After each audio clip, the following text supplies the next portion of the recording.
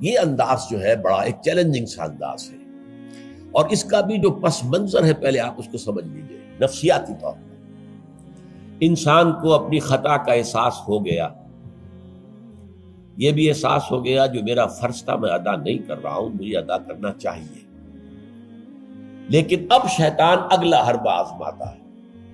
دیکھو ابھی فلاں کام پڑا ہے، ابھی فلاں کام ہے، ابھی بیٹیوں کے ہاتھ گیلے کرنے ہیں، ابھی یہ کرنا ہے، ابھی بچے تمہارے چھوٹے ہیں، ابھی تمہارے بیٹوں کی تعلیم کا مرحلہ ہے، میاں ہو جانا ٹھیک، بعد میں سارے تقاضے مطالبے پورے کر لینا، پہلے یہ ذمہ داریاں تو پوری کرو۔ یہ حقوق العباد ہے بھائی، حقوق اللہ سے بڑھ کر ہے، یہ حقوق العباد ہے، اس کے لیے لگے رہو، پوری اپنی توانائیاں قوتیں صرف کرو، مال بناؤ، پیسہ کماؤ، تاکہ یہ ساری ذمہ داریاں ادا ہوتے رہنا۔ بعد میں ٹھیک ہے ذرا فراغت حاصل ہو جا، پھر تم سب اپنے آپ کو، اپنی پوری توانائیوں کو، اپنے پورے وقت کو اللہ کے لیے لگا دینا۔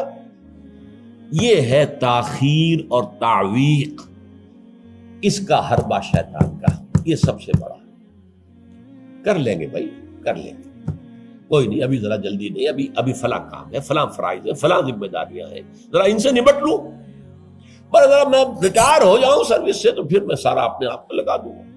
وہ ریٹائرمنٹ کرتے ہیں اس وقت جب آپ کے اندر رہتا ہی کچھ نہیں، اگر آپ کے اندر کچھ رہ جائے تو وہ چھوڑیں گے آپ کو، وہ ساری توانائیاں تو گئی ہیں، اب تو آپ کھوکھلا ایک ڈھانچہ لیے پھر رہے ہیں، آپ کے اندر صلاحیت اور قوت کہاں ہے اب؟ لہذا یہ سارے دھوکے شیطان کے ہیں۔ اس میں ایک چیلنجنگ انداز میں علم یعنی وقت آیا نہیں ہے ابھی اہل ایمان کے لیے، کس چیز کا انتظار کر رہا ہے؟ جو جیسے ہی خیال ہو جائے کہ واقعی یہ فرض ہے، فوراً لبیک کہو۔ تم نے اگر کسی بھی پہلو سے تاخیر اور تعویق کا راستہ اختیار کیا تو یہ شیطان کے پھندے میں گرفتار ہونے کا وہ راستہ ہے اصل۔ وہ شیطان پھر چھوڑے گا نہیں، پھر وہ اسے آپ کو اپنے فتراک کا نخچیر بنا لے گا، اپنے تھیلے میں شکار کی حیثیت سے، جیسے کہ آپ تیتر بار کے تھیلے میں ڈال لیتے ہیں شکار کر کے، اس کے فتراک کے نخچیر بن کر رہ جاؤ گے، پھر آگے نکل نہیں سکو گے۔ یہ تاخیر اور تعویق جو ہے، یہی ہوا تھا غزوہ تبوک میں۔ حضرت کعب ابن مالک رضی اللہ تعالیٰ عنہ نے، وہ بھی ان 3 صحابہ میں سے تھے جو سچے صادق الایمان صحابہ تھے، لیکن غزوہ تبوک میں نہیں گئے۔ حضور نے واپس آ کے جو لوگ نہیں گئے تھے ان سے جواب طلبی کی، لہذا منافقین تو آئے، اللہ کی قسم ہے، خدا کی قسم ہے یا رسول اللہ، میں اللہ کو گواہ کر کے کہتا ہوں یہ تھا، یہ تھا، یہ تھا، یہ سبب تھا، میں نہیں جا سکتا۔ حضور فرماتے تھے مسکراتے، اچھا جائیے تشریف لے جائیں، کوئی پکڑ نہیں۔ یہ آئے جب کعب ابن مالک تو حضور کے چہرے پر مسکراہٹ تھی، تنزیہ مسکراہٹ۔ آپ فرمائیے آپ کیوں نہیں گئے، کیوں نہیں گئے تھے ہمارے ساتھ؟ عرض کیا حضور میرے پاس بھی زبان ہے، میں بھی جھوٹ بول سکتا ہوں، لیکن آج میں جھوٹ بول کر آپ کی گرفت سے، آپ کی سرزنش سے اپنے آپ کو بچا لوں گا، لیکن قیامت میں کیا کروں؟ خدا کی قسم جتنا صحت مند میں اس زمانے میں تھا اتنا صحت مند کبھی نہیں رہا، یعنی کوئی بیماری مجھے آج نہیں لاحق ہوئی تھی، اور جتنا فارغ البال میں اس زمانے میں تھا، ہر چیز میرے پاس تھی، اتنا فارغ البال میں کبھی نہیں رہا۔ لیکن حضور میرے نفس نے مجھے پٹی پڑھائی کہ حضور تو جائیں گے نا 30,000 کا لشکر لے کر، تو اس کی تو ایک خاص رفتار ہوتی ہے، تیز رفتاری سے تو نہیں جا سکتا، اور تمہارے پاس ہے بڑی مضبوط تکڑی اونٹنی ہے، تمہاری جو ناقہ ہے تمہاری وہ تو بہت جو ہے قوت والی ہے، لہذا ابھی 2-3 دن چلنے دو لشکر کو، پھر تیزی کے ساتھ دوڑا کر اپنی اونٹنی کو جا کے مل جانا۔ ہر روز صبح مجھے یہی نفس جو ہے پٹی پڑھاتا رہا کہ اچانک ایک دن میں نے محسوس کیا کہ اب تو چاہے میں کتنا ہی تیز دوڑ لوں آپ کے ساتھ نہیں مل سکتا، بس میں رہ گیا بیٹھ، اب جو صدا دوں۔ یہ ہے تاخیر و تعویق۔ انہیں سزا دی گئی، مقاطعہ، کوئی شخص اس سے بات نہ کرے۔ 3 صحابہ کا معاملہ ہے، یہ سورہ توبہ کے اندر تفصیل سے آیا ہے، اور صحیح بخاری کی طویل ترین احادیث میں سے پڑھنے کے قابل ہے کہ انہوں نے کیسے بیان کیا اپنے پورے معاملے کو۔ یہ نفس کیسے دھوکہ دیتا ہے؟ ابھی چند دن اور مدینے کے اندر اپنے نخلستان کی ٹھنڈی چھاؤں کے اندر آرام کر لو، چند دن اور، بھائی جانا ہے، بہت دور جانا ہے، تبوک جانا ہے، کوئی یہ 2 دن میں تو نہیں پہنچ جائیں گے حضور، پھر دوڑ کر پکڑ لینا، ساتھ چل مل جانا۔ یہ دھوکہ شیطان کا، یہ دھوکہ نفس کا، یہ ہے الم یأن للذین آمنوا ان تخشع قلوبہم لذکر اللہ وما نزل من الحق۔ یہ سب کچھ تم نے 15 آیتیں اگر سورہ حدید کی پڑھ کر بھی تم نے اپنی گردن نیچے کر کے اپنے دل کو نہیں ٹٹولا تو اور کون سی ہدایت آئے گی، کہاں سے آئے گی؟ 15 آیتیں سورہ حدید کی پڑھ کر بھی، تو کیا ابھی وقت نہیں آیا اہل ایمان کے لیے؟ کس کا انتظار ہے؟ کس چیز کا انتظار؟ الم یعن للذین آمنوا ان تخشع قلوبہم لذکر اللہ وما نزل من الحق۔ کیا وقت آنے گیا اہل ایمان کے لیے کہ ان کے دل جھک جائیں اللہ کی یاد میں، اور جو کچھ حق میں سے نازل ہوا، ما نزل من الحق، یہ پورا قرآن الحق، اس میں سے جو یہ آیات نازل ہوئی ہیں، یہ تم نے ابھی سن لی ہیں، پڑھ لی ہیں، اس کے سامنے بھی دل نہیں جھکیں گے تو کب جھکیں گے؟ اس پر بھی اگر دل نہیں پگھلے تو کب پگھلیں گے؟ اس پر بھی اگر دل میں کوئی عزم اور ارادہ پیدا نہ ہوا کہ اپنی جان لگا دینی ہے، کھپا دینی ہے، ان صلاتی و نسکی و محیایا و مماتی للہ رب العالمین، اس پر بھی نہیں ہوا تو کب ہوگا؟ اور کون سی ہدایت آئے گی؟ فبأی حدیث بعدہ یؤمنون، اس قرآن کے بعد اور کون سی چیز کے یہ منتظر ہے جس پر یہ ایمان لائیں گے؟ الم یعن للذین آمنوا ان تخشع قلوبہم لذکر اللہ وما نزل من الحق۔ اور جیسا کہ میں نے تمہیدی جو میرا بیان تھا ان صورتوں کے بارے میں، اس میں عرض کیا تھا، ان میں اہل کتاب سے خطاب نہیں ہے، اہل کتاب کو نشان عبرت کے طور پر پیش کیا گیا۔ دیکھو مسلمانوں، تم سے پہلے بھی ایک امت تھی، معمولی امت نہیں تھی، وہ امت جسے قرآن سند دے رہا ہے 2 دفعہ سورہ بقرہ کے اندر صرف، یا بنی اسرائیل اذکروا نعمتی التی انعمت علیکم وانی فضلتکم علی العالمین، اے بنی اسرائیل یاد کرو میرے اس احسان کو جو تم پر ہوا، میں نے تمہیں تمام جہان والوں پر فضیلت دی تھی۔ وہ قوم، وہ امت، امت موسیٰ، اس امت کو کتنی کتابیں دی گئی، تورات انہیں دی گئی، زبور انہیں دی گئی، انجیل انہیں دی گئی، امت تو ایک ہی ہے۔ یہ حضرت مریم اسرائیلی نہیں تھی کیا؟ تو چاہے باپ حضرت عیسیٰ کا کوئی نہیں ہے، لیکن وہ حضرت مریم کے بیٹے ہیں، اسرائیلی، یہ اسرائیلی نبوت ہے جو چلی آ رہی ہے، حضرت موسیٰ اور ہارون سے شروع ہوئی ہے 1400 برس قبل، اور حضرت عیسیٰ اور یحییٰ پر آ کر ختم ہوئی ہے۔ یہ سلسلہ نبوت کا، سینکڑوں نبی آ گئے 1400 برس میں، تو آپ اندازہ کیجئے اتنی بڑی امت، لیکن اس کا حال کیا ہوا؟ وَلَا يَكُونُوا، دیکھو نہ ہو جائیں یہ اہل ایمان بھی كَالَّذِينَ أُوتُوا الْكِتَابَ مِن قَبْلُ، ان لوگوں کے مانند جن کو کہ کتاب دی گئی تھی ان سے پہلے، فَطَالَ عَلَيْهِمُ الْأَمَدُ، تو جب ان پر ایک طویل مدت گزر گئی، فَقَسَتْ قُلُوبُهُمْ، تو ان کے دل سخت ہو گئے۔ اس کا نقشہ کھینچا گیا ہے سورہ بقرہ میں، ثم قست قلوبکم فہی کالحجارۃ او اشد قسوہ، دیکھو اے بنی اسرائیل، اے یہودیوں، اس کے بعد تمہارے دل سخت ہوتے چلے گئے، بدکاری سے، غلط کاری سے، دنیا پرستی سے، شہوت رانی سے، زر پرستی سے دل سخت ہوتے چلے جاتے۔ حضور نے فرمایا جب انسان ایک گناہ کرتا ہے دل کے اوپر ایک داغ پڑتا ہے، اگر توبہ کرے گا تو صاف ہو جائے گا، توبہ نہیں کرے گا پھر گناہ کرے گا، پھر داغ پڑے گا، پھر پڑے گا، پھر داغ پڑے گا، پھر یہاں تک کہ پورا دل سیاہ ہو جاتا ہے۔ اور حضور نے اپنی مٹھی بند کر کے کہا ایسے ہو جاتا ہے، اب اس میں کوئی ہدایت داخل نہیں ہو سکتی، بند ہو گئی۔ اور جب یہ تھیلی بند ہوئی پھر اللہ کی مہر لگ گئی، ختم اللہ علی قلوبہم وعلی سمعہم طبع اللہ علی قلوبہم، اللہ نے مہر لگا دی ان کے دلوں کے اوپر۔ یہ مرحلہ آتا ہے کہ جب کہ فرمایا اب تمہارے دل پتھروں کے مانند، بلکہ او اشد قسوہ، پتھروں سے بھی زیادہ، فَإِنَّ مِنَ الْحِجَارَةِ لَمَا يَتَفَجَّرُ مِنْهُ الْأَنْهَارُ، پتھر تو ایسے بھی ہوتے ہیں جن میں سے چشمے پھوٹ بہتے ہیں. وَإِنَّ مِنْهَا لَمَا يَشَّقَّقُ فَيَخْرُجُ مِنْهُ الْمَاءُ، چٹانوں میں ایسی بھی ہوتی ہیں شق ہو جاتی ہیں ان میں سے پانی نکل آتا ہے. وَإِنَّ مِنْهَا لَمَا يَهْبِطُ مِنْ خَشْيَةِ اللَّهِ، چٹانیں ایسی بھی ہوتی ہیں اللہ کے خوف سے گر پڑتی ہیں. وَمَا اللَّهُ بِغَافِلٍ عَمَّا تَعْمَلُونَ، تمہارے دل ان سے بھی سخت ہو چکے ہیں اور اللہ بے خبر نہیں ہے اس سے کہ جو تم کر رہے ہیں. آج اس امت پر بھی تو 1400 برس گزر گئے، کتنا عرصہ گزرا ہے، اور آج وہی خواہشات ہیں.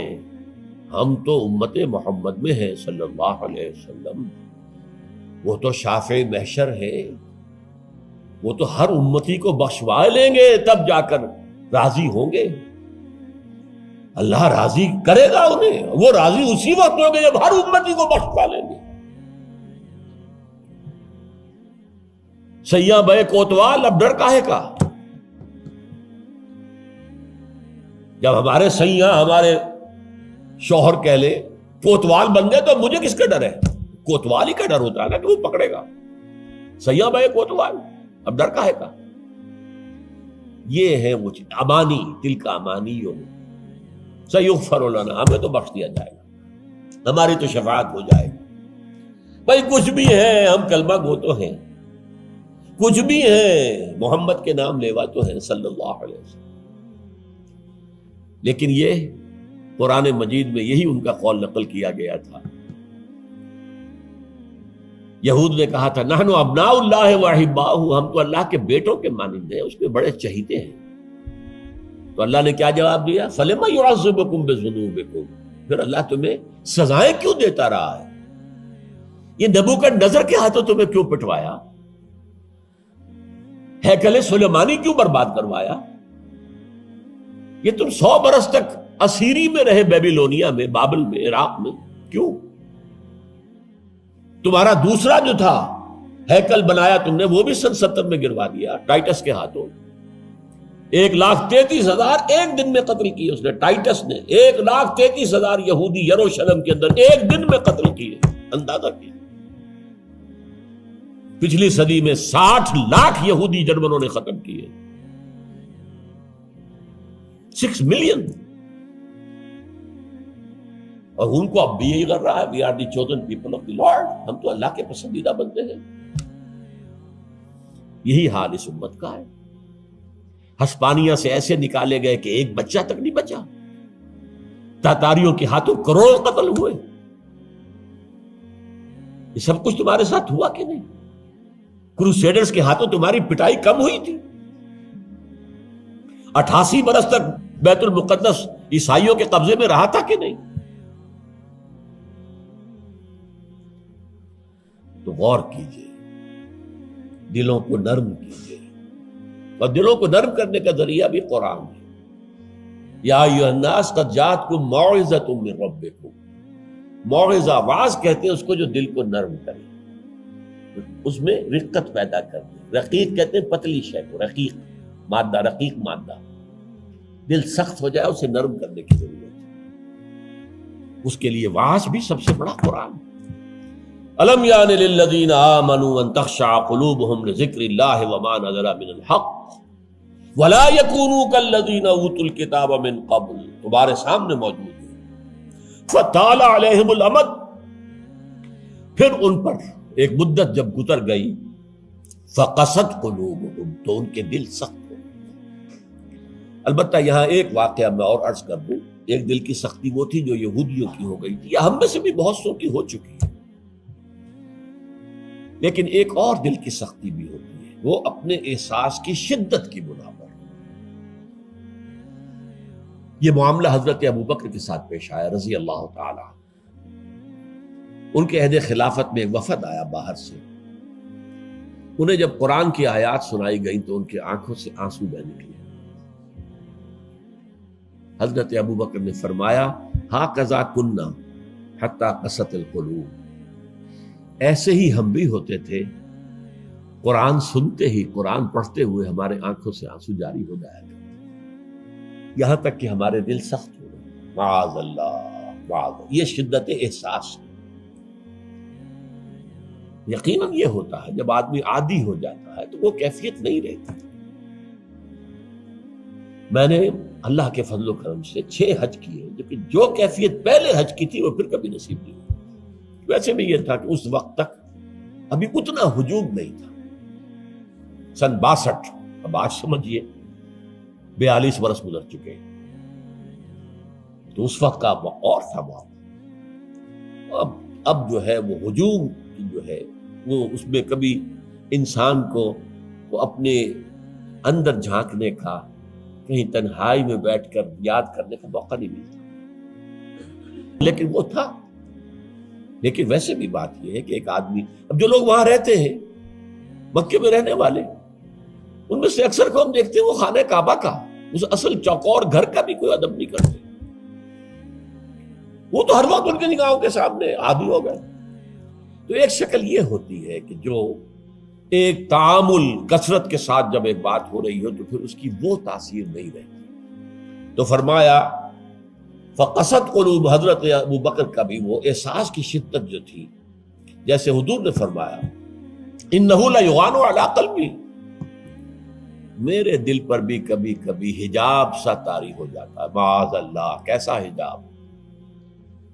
اب اس حجاب کے لفظ سے دھوکہ نہ کھا جائیے کہیں، ایک حجاب میرا اور آپ کا ہے، ایک حجاب محمد رسول اللہ صلی اللہ علیہ وسلم، کہ وہ جو اللہ کی طرف توجہ کی انٹینسٹی ہے، انٹینسٹی اس میں تھوڑی سی کمی بھی ہو گئی تو اسے آپ حجاب سے تعبیر کریں۔ ہمیں تو وہ کیفیت ہی میسر نہیں ہو سکتی، لیکن اس انٹینسٹی کے اندر، یہ لفظ انٹینسٹی انگریزی کا بار بار بول رہا ہوں، اس کی شدت، لیکن شدت کے لفظ کے اندر جو ہے وہ اتنا مفہوم نہیں آتا جتنا انٹینسٹی کے لفظ میں۔ وہ انٹینسٹی جو ہے اس میں ذرا سی کمی ہوئی، حضور پریشان ہو گئے۔ وَإِنَّهُ لَيُغَانُ عَلَىٰ قَلْبِي وَإِنِّي لَأَسْتَغْفِرُ اللَّهَ 70 مرة فِي كُلِّ يَوْمٍ، اور ہر روز میں 70 مرتبہ استغفار کرتا ہوں اللہ کے نام۔ تو کیا آپ گناہ کرتے تھے؟ معاذ اللہ۔ یہ ذرا سی اس توجہ کی شدت میں، انٹینسٹی میں ذرا سی کمی ہوئی، اسے بھی آپ حجاب سے تعبیر کریں۔ تو یہی ہے مفہوم حضرت ابو بکر کے اس قول کا۔ لیکن ایک ہے قساوت قلبی، معصیت کی وجہ سے، دنیا پرستی کی وجہ سے، نفس پرستی کی وجہ سے، زر پرستی کی وجہ سے، شہرت پرستی کی وجہ سے، اقتدار پرستی کی وجہ سے، یہ پرستشیں جو ہے یہ جو دل کو سخت کرتی ہیں تو وہ پتھر اور چٹان سے زیادہ سخت ہو جاتا ہے۔ ثم قست قلوبکم فہی کالحجارۃ او اشد قسوۃ وان من الحجارۃ لما يتفجر منه الانہار وان منها لما يشقق فيخرج منه الماء وان منها لما يهبط من خشیۃ اللہ وما اللہ غافل عما تعملون وکثیر منهم فاسقون۔ اب ان میں سے اکثریت جو ہے وہ فاسقوں اور فاجروں پر مشتمل ہے۔ کیا یہی کیفیت آج کی مسلمان امت کی نہیں ہے؟ کیا عظیم اکثریت فساق و فجار پر مشتمل نہیں؟ کیا عظیم اکثریت حرام خور نہیں ہے؟ کیا عظیم اکثریت جھوٹی نہیں ہے؟ نفاق کی تینوں علامتیں، اذا حدث کذب وَإِذَا وَعَدَ أَخْلَفَ وَإِذَا اؤْتُمِنَ خَانَ۔ حضور نے فرمایا منافق کی 3 نشانیاں ہیں، جب بولے جھوٹ بولے، وعدہ کرے خلاف ورزی کرے، امین بنایا جائے، امانت رکھوائی جائے، خیانت کرے۔ یہ الفاظ ہیں بخاری شریف کے بھی اور مسلم شریف کے بھی، اور مسلم شریف میں اضافی الفاظ ہیں وَلَوْ صَامَ وَصَلَّى وَزَعَمَ أَنَّهُ مُسْلِمٌ۔ خواہ ایسا شخص روزہ رکھتا ہو، نماز پڑھتا ہو، اپنے آپ کو مسلمان سمجھتا ہو لیکن منافق ہے۔ یہی جو میں نے شروع میں آج بات کہی تھی، ایک نفاق ہے شعوری، ایک غیر شعوری۔ وہ منافق سمجھتے تھے ہم عقل مند ہیں، یہ بے وقوف ہے۔ وَإِذَا قِيلَ لَهُمْ آمِنُوا كَمَا آمَنَ النَّاسُ قَالُوا أَنُؤْمِنُ كَمَا آمَنَ السُّفَهَاءُ۔ جب ان سے کہا جاتا بھلے لوگوں، جیسے اور لوگ ایمان لائے ویسے ایمان لاؤ، جیسے وہ اللہ کی پکار پر لبیک کہنے کو ہر وقت تیار رہتے ہیں، کہتے ہیں ہم ان بے وقوفوں کی طرح ایمان لائیں، یہ تو پاگل ہیں، بے وقوف ہیں، فینیٹکس ہیں۔ فنڈامنٹلسٹ ہے، ایکسٹریمسٹ ہے. ہم تو ماڈریٹ اور بڑا روشن خیال اسلام جو ہے اس کے قائل ہیں. جب ان سے کہتا تھا فساد مت مچاؤ، کہتے تھے ہم تو مسلح ہیں بھائی، ہم تو چاہتے ہیں صلح. یہ محمد ہے صلی اللہ علیہ وسلم جنہوں نے اب یہ جنگ کا بازار گرم کر دیا. کیا ضرورت تھی؟ مکے میں 13 برس تبلیغ کرتے رہے، کوئی ہاتھ نہیں اٹھایا، یہی پروسیس جاری رہتا. خامخواہ یہ جنگ کا سلسلہ شروع کر دیا. کیا فائدہ؟ یہ بھی کہا جا سکتا ہے جس دشمن کو گڑ دے کر مارا جا سکتا ہے اسے زہر کا تو دینا ہے. بھائی تمہاری تعلیم اتنی اعلیٰ ہے، اتنی عمدہ ہے، فطرت کے مطابق ہے، پھیلاؤ. لیکن محمد کی سنت کچھ اور ہے، اسوہ محمدی کچھ اور ہے صلی اللہ علیہ وسلم. اس کے لیے منہج انقلاب نبوی میری کتاب کا مطالعہ کیا، تب پتہ چلے گا انقلاب کسے کہتے ہیں. اور یہ رسول انقلاب تھے صلی اللہ علیہ وسلم. بہرحال کثیر منہم فاسقون، جو بات کہی گئی ان اہل کتاب کے لیے اس وقت، آج وہ ہم پر راست آ گئی ہے. اللہ تعالی ہمیں اس سے نکلنے، توبہ کرنے، اللہ کی جناب میں سر جھکانے، اللہ کی کتاب کے سامنے سر جھکانے کی اللہ تعالی ہمیں توفیق عطا فرمائے.